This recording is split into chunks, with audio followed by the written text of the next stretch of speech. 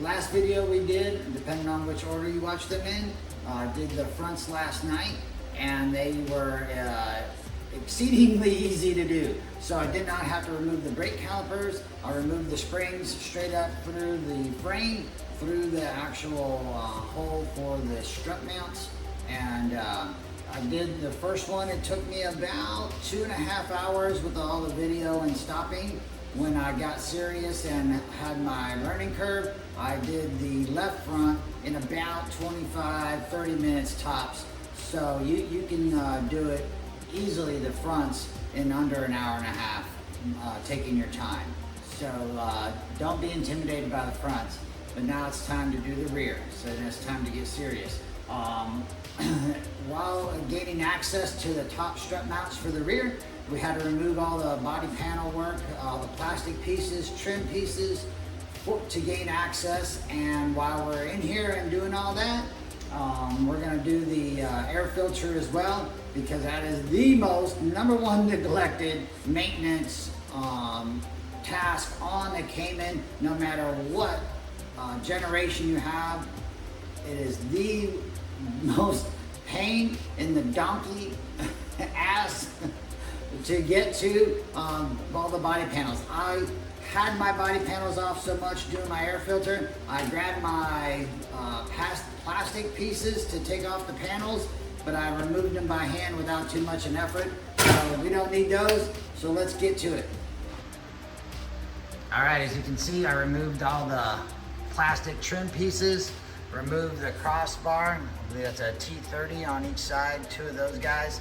The front 2, I don't know if I can scroll in. Yes, I can.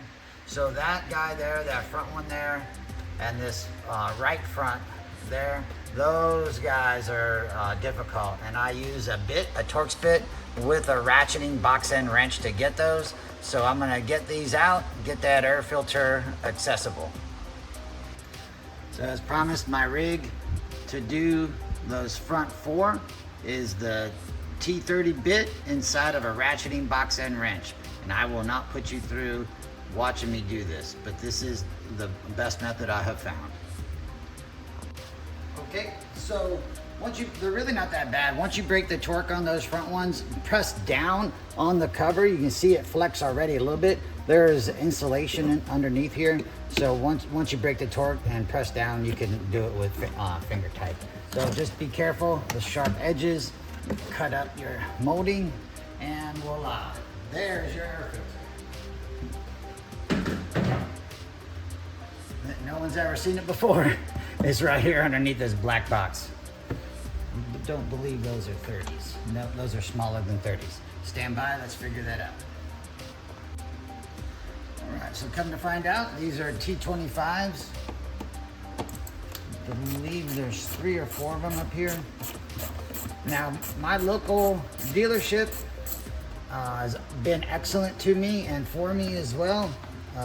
However, as in trust and verify, they were trying to diagnose a vacuum leak on the car, and it ended up being the exhaust valve. That's where it was leaking from, and they replaced and warranted the valve.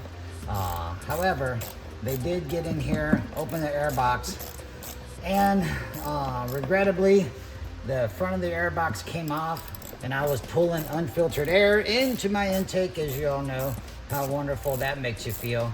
I wanted to vomit when I found that out. Got a check engine light, and what they did say it was permissible to drive, so we continued on. Got it forward, 2 forward little latches.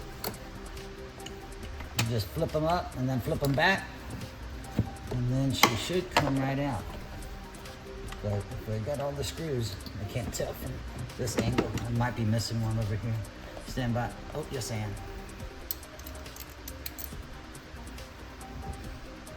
So, these screws that I were taking out, these 25s, they're captive. They're meant to stay in there. So it literally just a little cover. That's all that it is. We'll set that down, and we'll carefully pull out our replaceable air filter. I chose to go with the AFE Power dry filter. because I don't want to worry about oiling and causing a big mess. This is like the second or third time I've cleaned it. It's a little messy, but we'll let it soak. We'll put some cleaner on it, let it soak, and rinse it and let it dry while we're doing the suspension. So that's the air filter.